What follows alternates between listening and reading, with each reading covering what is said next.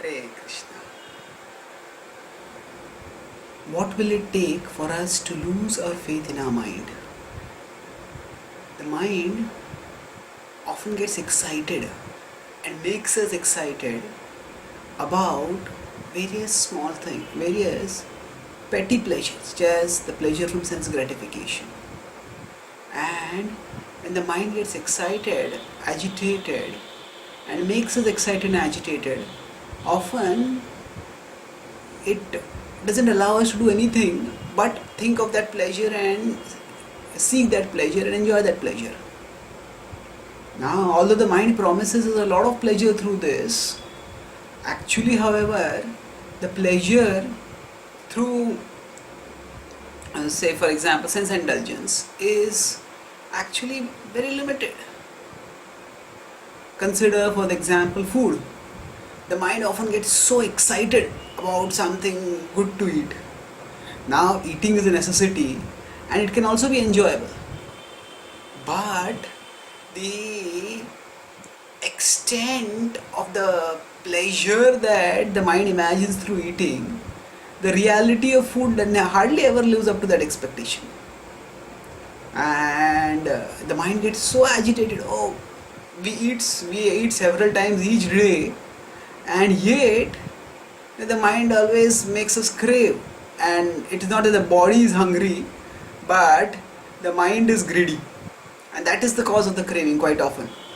So the mind gets overexcited and makes us overexcited for sensual pleasures, and food may well be the one of the least harmful things to which the mind makes us attracted.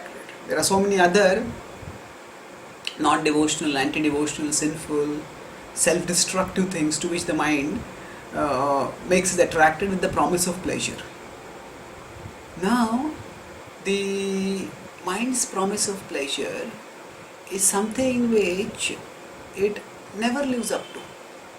So, when we actually give in to the mind and indulge in the pleasure, indulge in the particular activity, find that the pleasure is quite little. Tucham, as Prahlad Maharaj says in his prayers in the 9th chapter of the 7th canto. Now, the Bhagavad Gita also tells us this, that yehi samsparshija bhoga dukkha yonaya evate adyantavantah kaunteya nateshu ramate buddha. So, yehi samsparshija bhoga, the bhoga that comes from the contact of senses and sense objects, dukkha yonaya evate, actually it is the cause of misery. Adi antavantah kaunteya, that it has a beginning and it has an end, and therefore nateshu ramate buddha, therefore the wise should not delight in it. Now the point is, this is temporary and it leads to misery. That's what the Bhagavad Gita is saying.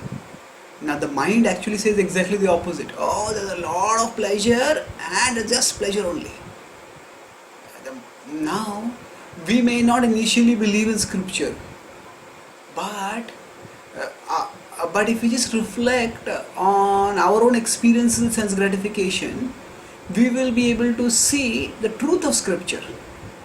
Yes, the pleasures of sense gratification are at best anticlimaxes. They are at best disappointments. At worst, they are terrible nightmares.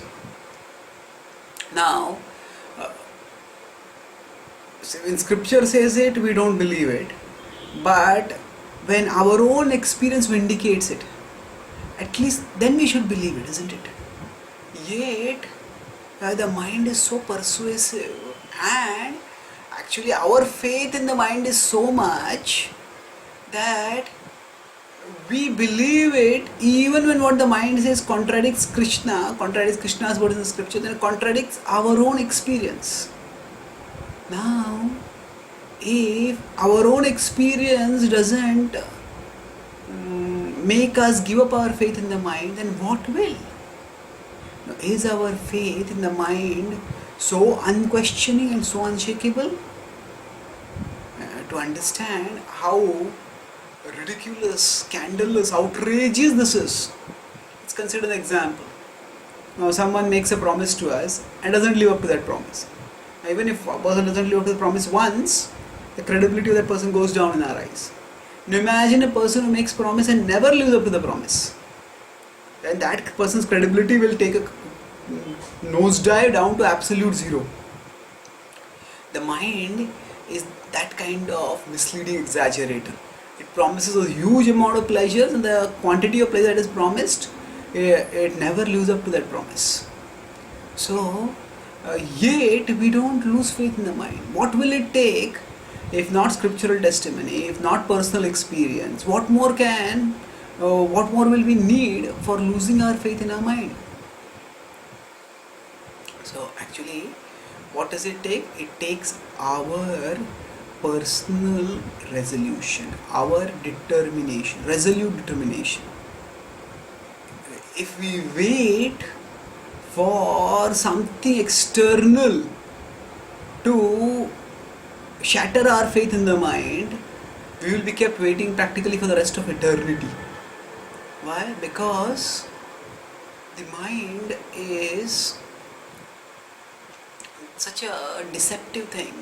If that, it will keep persuading us. If so many times in the past we have been frustrated, and if that frustration has not made us lose faith in the mind, what reason is there to believe that future frustrations will make us lose faith in the mind?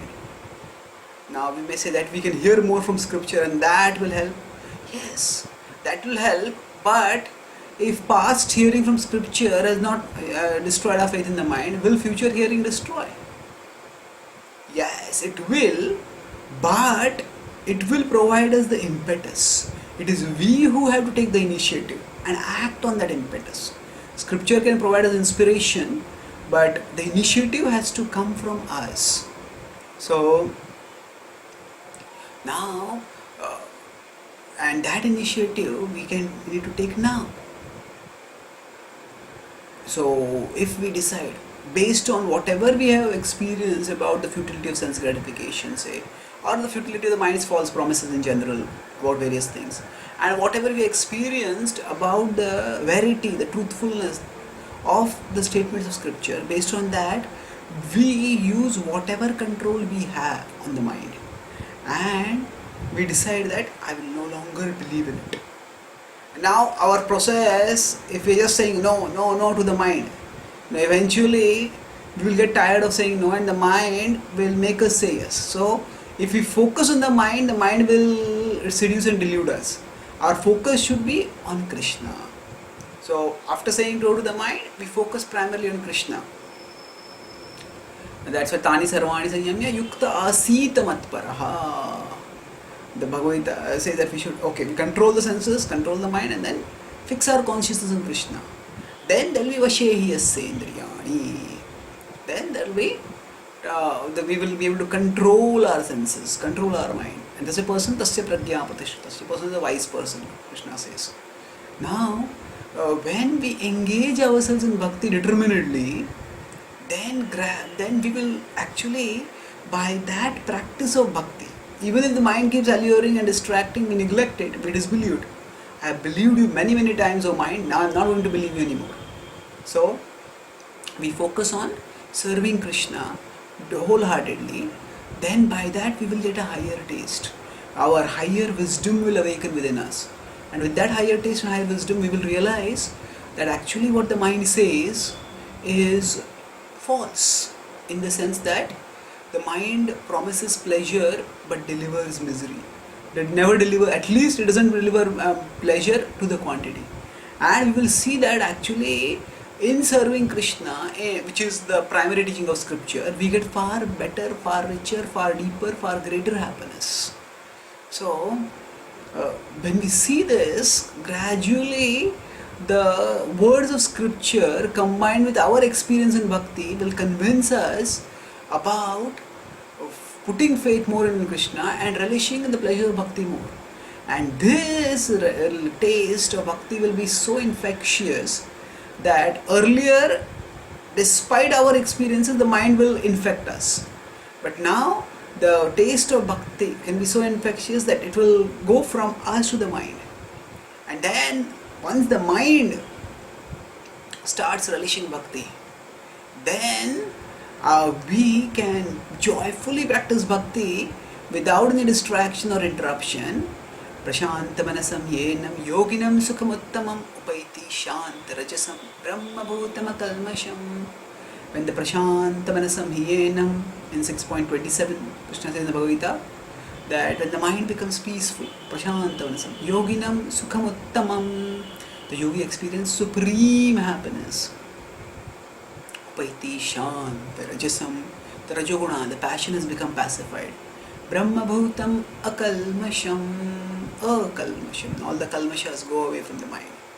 And that way we become joyful in our practice of bhakti. So, by that time the mind, which is a enemy before, will become our friend. That's what the Bhagavad Gita says, that we should elevate ourselves with our mind, not degrade ourselves. Uddared atmanatmanam natmanam avasadayet. So if we let the mind infect us with the feverish desire for sense gratification, then we degrade ourselves with the mind. But if we infect the mind with the attraction for Krishna, then we elevate the mind. Thank you. Hare Krishna.